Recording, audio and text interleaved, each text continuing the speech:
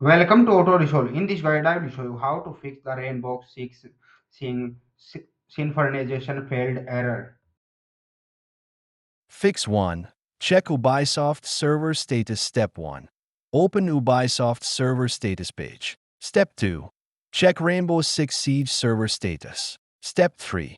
If servers are down, wait and try later. Fix 2. Restart Ubisoft Connect and PC. Step 1.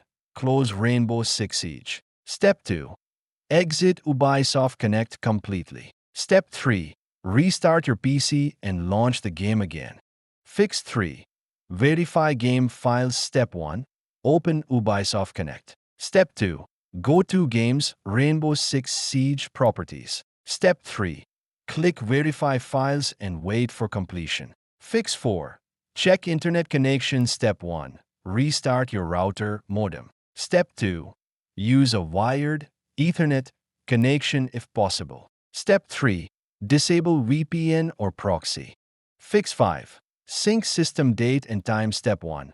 Open Windows settings, time and language. Step 2. Turn on set time automatically. Step 3.